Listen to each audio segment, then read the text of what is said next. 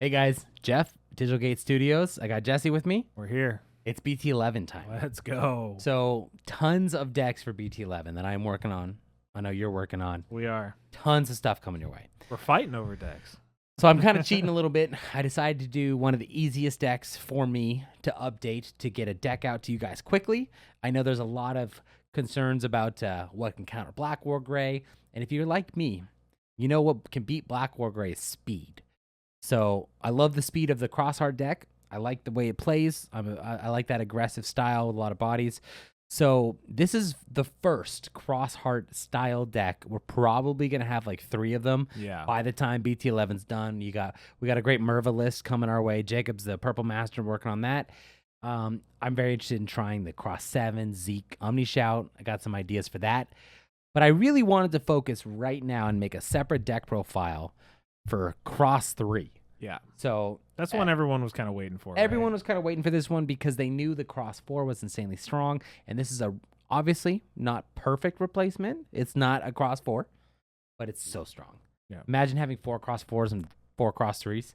Yeah. That could be insane. That could be almost arguably better than Black War Gray.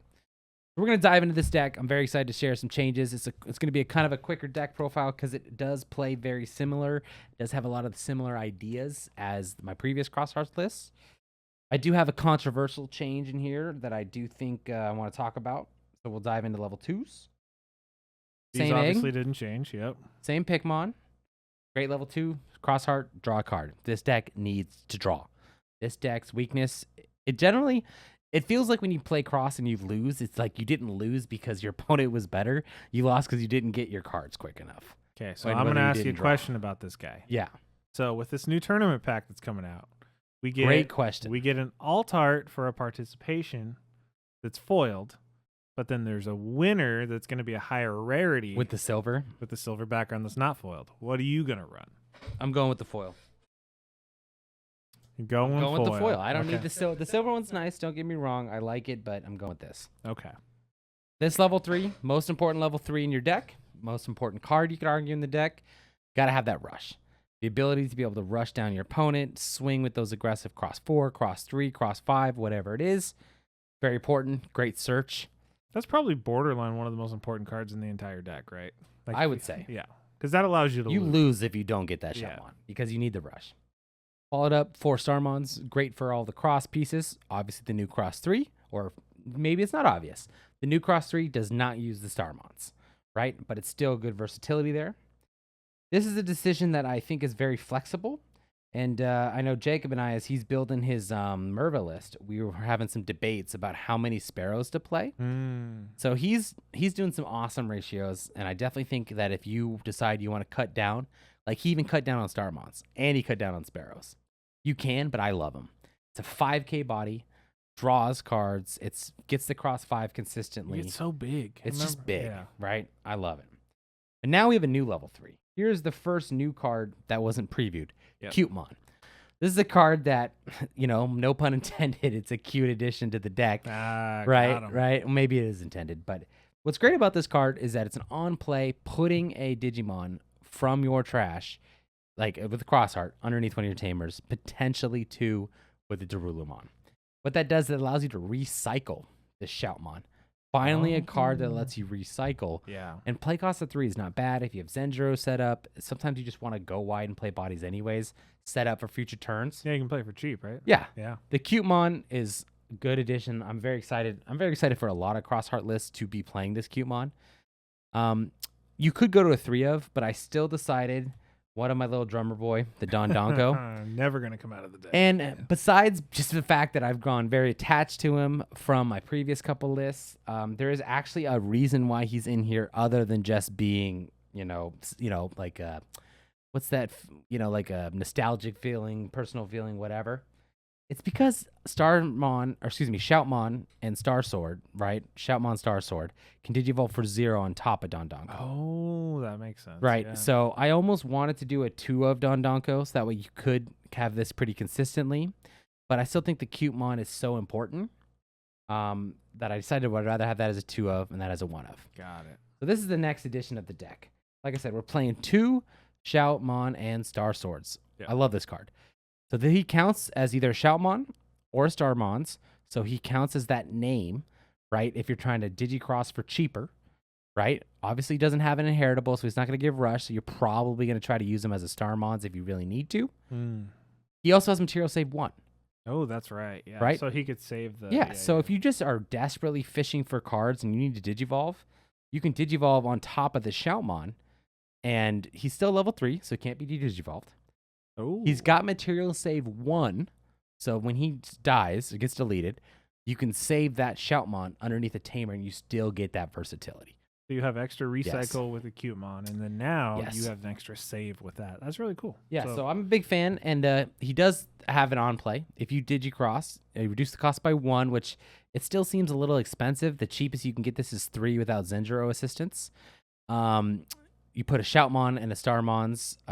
Excuse me, I pointed to the wrong ones, but you know what I mean. You can minus 3K and then delete a 2K, right? So you can delete a 5K. You can delete 2 little bodies. Yeah. This is good removal for the deck for sure. It reminds me a lot of Fireball, the way I'm using it kind of to remove bodies or even draw cards, whether I'm in the raising area and I just have nothing I want to do.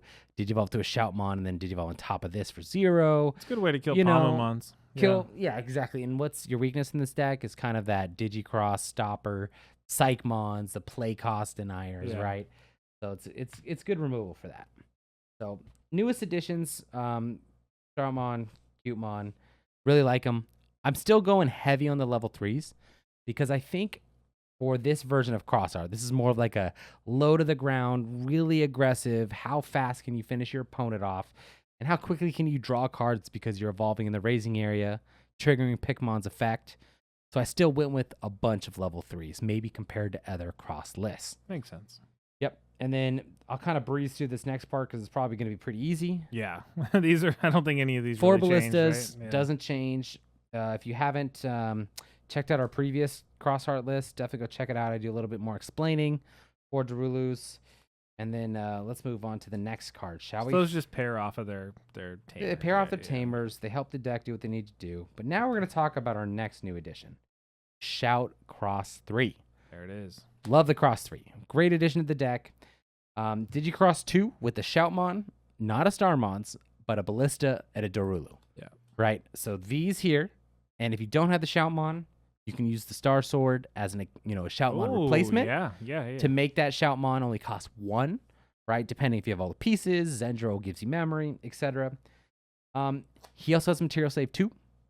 He is 6K, so he's a little bit weaker, right? But you kind of don't necessarily need a high DP on this body. Itself, it's about right? that swing itself, exactly.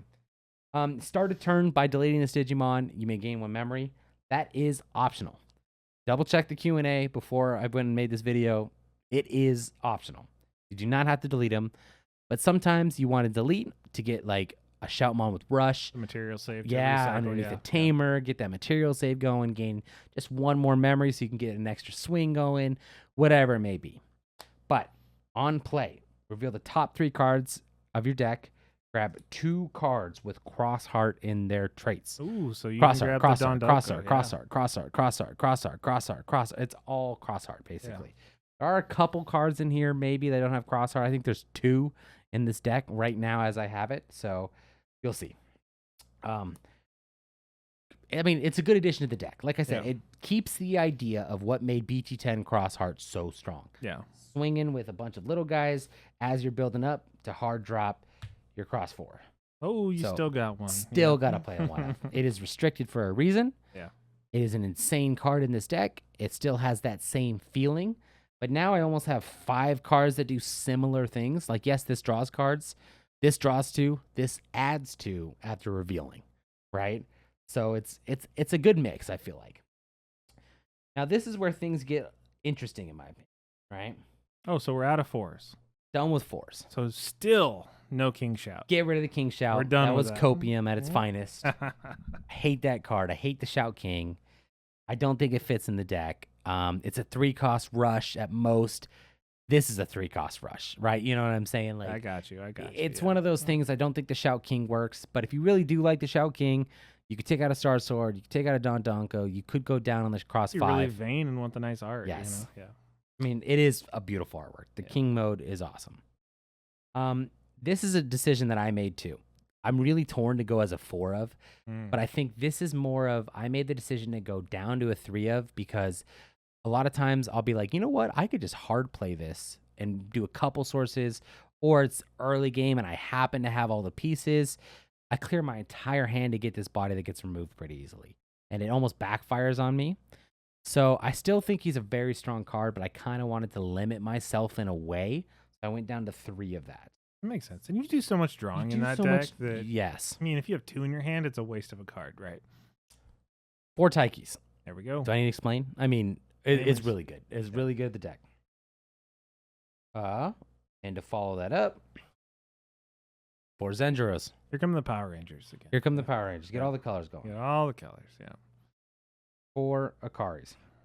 Now, this is where Jacob and I were talking about the whole ratios, splits of the deck. He's actually playing less Zenjuros and Akari in his Merva build, and we're going to have that on the channel for you guys soon. Please stay tuned. You're going to love it. I decided to stick with what was working with Crossheart, right? If it ain't broke, don't fix it. It's a motto I love to live by. Zenjuro, Akari, perfect for the deck. Accelerates your draw, gains you memories, helps you extend your turns. Plays bodies. I mean, it does it all. Like, it's a very powerful thing. But I'm still playing 2 Kihiras as well. Interesting. This is because I'm getting greedy with memory. Yeah. Now, the Kihiras, I will say, is a flex spot. If you decide you do want to play Fireball, Hero of the Skies, Sunrise Buster, Ladonic Estake, whatever option you like, I get it. But I'm just going to put the last 3 cards of the deck down and explain why there are 0 options in this deck. Well, and to point out, those 2 blue the blue Tamers Yes. are the 2 cards that are not Crossheart, right? Yes. So the only cards that are not Crossheart now are Kahira. Yeah. Or Christopher, whatever you want to call him. Yeah. So makes the deck very searchable, draw a bunch of cards, grab a bunch of things, right? Talk about the new Tamer. Though. I'm That's the very addition. excessive on the Tamers, right? Yeah. This is a crap ton of Tamers. My last list was playing that many Tamers, right? So I was playing just Taiki, Kahira, Akari, and Zenjuro. Yeah. And my first thought was, when I got this new Tamer, this awesome new white, it's our first triple Tamer. First Tamer card with three people on it, right? Yeah.